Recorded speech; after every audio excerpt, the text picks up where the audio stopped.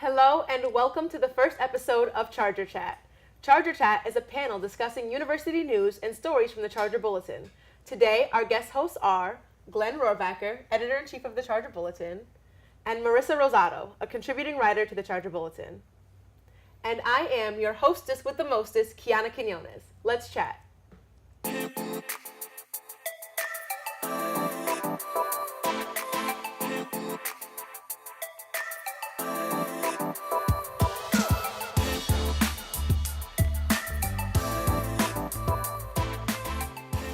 The students have responded to the new marketplace renovations. The renovations include a new card swipe line, self-serving food stations, and vegan and vegetarian options.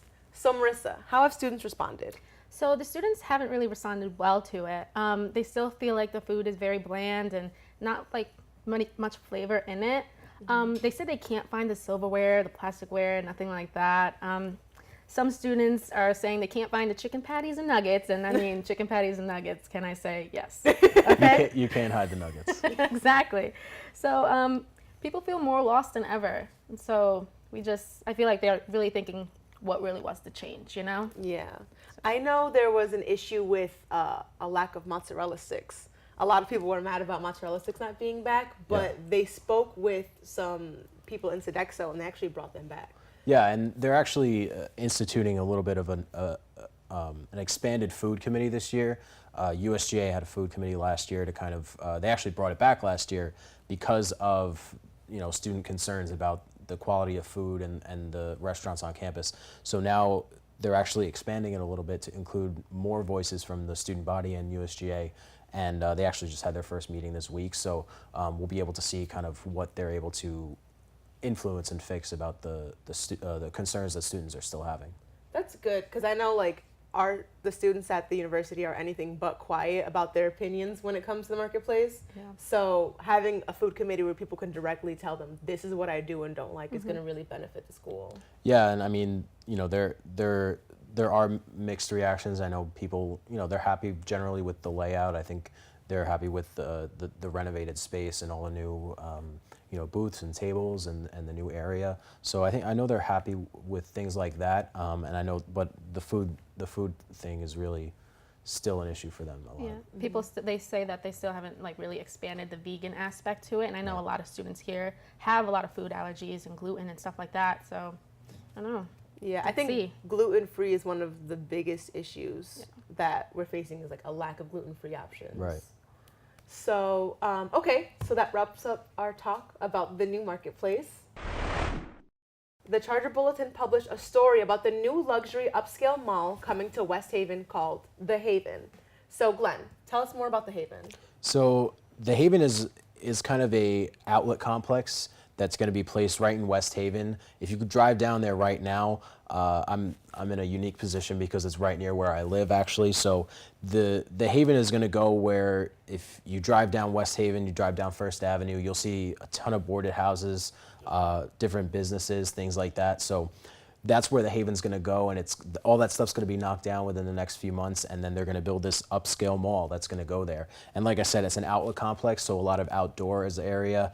There's going to be about 65 stores, about 7 restaurants, and according to the developer and the people working on the team, it should create about 1,200 jobs. So the goal for this was really to bring more people to the West Haven area to spend their money and spend their time. They want it to be a destination for people that are driving down I-95, which is literally right next to where this location will be.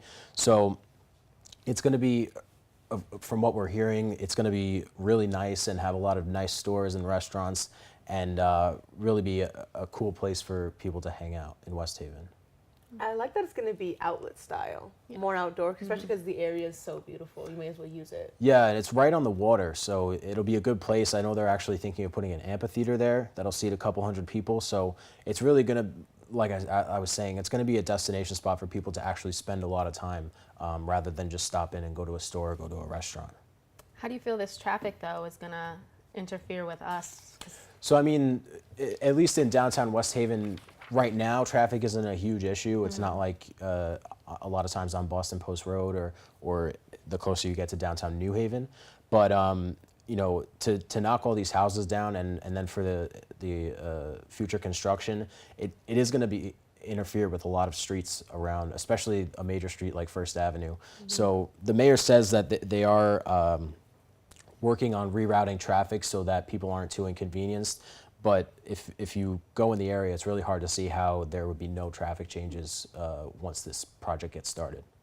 I'm interested in the amount of jobs that will be added. I think it's going to be really useful, especially for university students who have issues finding jobs at the coast. Yeah, because now, you know, the closest mall to us is really down in Milford. And during the middle of the day, it could take you 15, 20 minutes to get there. Yeah. Now this mall will be 5 minutes away, and a lot of students that are going to campus that live off campus, or even if they live on campus, they'll be able to have a part-time job potentially at this place, and you know, just retail stores and things like that. Do you think UNH is going to work with the shuttle system to get like a shuttle there? You know, we haven't looked into that yet. I know, you know, as soon as they opened the Atwood, which is the new apartment complex just down the road, they did open a shuttle service there. So if they're willing to bring the shuttle all the way down to the Post Mall, then I'm sure that they're going to work on a way to get students down to this mall too. It's really interesting to see how many new developments we're getting in the area, especially because Atwood is so fresh for a lot of people that having this outlet will probably be a little disorienting, but kind of exciting, I think. Yeah, it's really a goal for the city to start really massively developing rundown areas like this. And if you saw it, you know, you would almost hope that something's going there, because it's just not a nice area right now. And once they start the construction and really get this place up and running, it's going to change a lot of things in the community. And people have had good and mixed reactions about it. Some people are concerned that it may not fit in the community because of the community around it. And other people are optimistic, like the city and the university are, that it's gonna, you know, bring jobs and bring people, which is what they really want. So it'll just kind of have to stand the test of time and see what happens when it actually gets built. Well, the Haven plans to open in fall of 2019. President Kaplan voiced his plan for growth this week in a Charger Bulletin opinion article. What do you guys make of what he said about the class of 2021? I know I'm really surprised at the size of the class. Yeah, it's the largest class in history, and I know they're really celebrating that because they're looking for, this is exactly what they're looking for. They're looking for growth, and they want to be competitive with top tier universities, and they're making a lot of changes to get to that point. What are we going to do with all of these extra students? That's my concern. Like, well, that's the $1 million. We can't even find parking right now. Like, what if these freshmen drive? Where are they going to park? Where are we going to park? Like, where are we going to park? That's what's important, right? But yeah, that is the $1 million question: is where are these people going to go? And eventually, the more people you add, the more housing you'll need for people. So I think it's part of, you know, it's putting the students, it's getting the students here first. And then I believe, you know, they're going to have to make that physical expansion in the years to come if they want to keep this rate of growth. Definitely. And especially if it's, like you said, if they want to continue this rate of growth, our campus is just way too small to handle that. And I know one of my biggest draws with the university was how small it was. Yeah. I liked small class sizes. I liked that I didn't have to leave my dorm a half an hour early just to get to class. Like I literally live 5 minutes away from all of my classes. So having all of these students means that we're going to have bigger class sizes, you know, more dorms, more seating in Bartels, which we just renovated. It's a lot to think about. I think the dorm situations, like, isn't there lottery tickets or something right now? Like, I feel like the dorm situation is going to be like the word, like, where we really have to like be patient. You know? I mean, you have the same number of dorms for an increased number of students, so that just means that physically less students can live on campus. And you know, I know that there's things that they're doing to look at that lottery system and get feedback on what they can do to improve it. But it still doesn't change the numbers of how many students are here and how many live on campus. And it's tough because it's already hard for juniors and seniors who aren't guaranteed housing to get housing on campus, especially if you live, you know, in another state and, you know, but you're already seeing the effects of this overflow of students. Upperclassmen have been kicked out of Gerber and Bixler. There are freshmen in Celentano. There are freshmen in the Atwood. And so, again, if we have another class that's the exact same size, it's going to be a campus of freshmen and sophomores, essentially. Yeah. Yeah, and that's one of the concerns that they're going to have to look at. And I'm sure the upperclassmen students aren't going to want to see their significance on campus shrink. So they're going to be talking about this in the years to come when they are adding more students to the student body. Definitely. So let's change topics. In a letter addressed to the University of New Haven, President Kaplan and Dean Mario Gabori, activist Stanley Heller requested the university to end its partnership with the King Fahd Security College in Saudi Arabia. Glenn, what are the other facts to this story?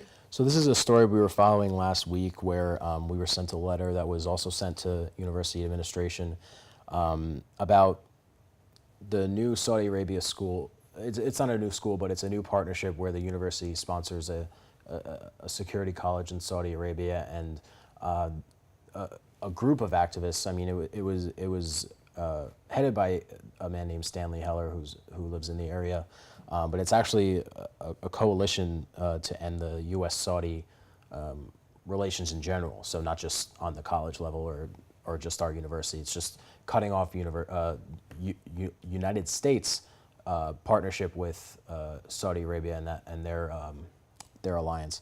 So they're trying to convince the university to end their partnership with this college because they believe Saudi Arabia has been a sponsor of human rights violations and different things like that, and war crimes with their neighbor Yemen. So this letter basically just urges the administration to take action and not go through with this in support of the alliance, the coalition's goals in not being an alliance to Saudi Arabia. And the university did respond and said, quote, "This partnership enhances cross-cultural dialogue at a time when it's more important than ever to exchange ideas."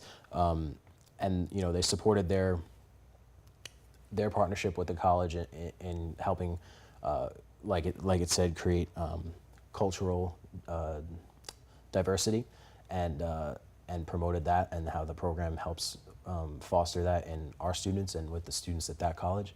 So, I don't think anything is going to happen from it. I don't think the letter is really enough pressure for them to pull out of this. It has been a benefit for them so far, but that's basically where we're at with it. It's still definitely an interesting addition to conversation on campus. Sure, yeah. Yeah. Do you have any thoughts? No, this story is a little fresh to me, so I don't know. I don't really know what to say about this story. Yeah, but I mean, if you look at what made it interesting to me, and something that they were definitely trying to get across, is that it has signatures from over 40 people, mm-hmm. and a lot of them are professors and activists and politicians and authors from different from around the country, and mm-hmm. Some organizations in Connecticut alone. So. It's signed by some notable people, which makes you look twice at what they're saying. I think this is especially relevant on our campus, being such a big CJ school and having programs like national security, and like a lot of students are dealing with the issues of war crimes and our partnerships with other countries. So it's an important topic to bring up, and I wonder what criminal justice students and even the professors think about it. Yeah, and at the very least, I assume that they'd be looking at things like how to deal with countries that are accused of violating human rights, like Saudi Arabia has been. I mean, just up until literally a couple days ago, Saudi Arabia doesn't let women drive, mm-hmm. and they just announced that they will be alleviating that policy. But this letter points to other things than just that. But it's just an example of how there are countries that the United States considers an ally that don't have the best record in human rights, and it'd be interesting to see how these students are learning to treat those different countries when they learn about national security and even political science.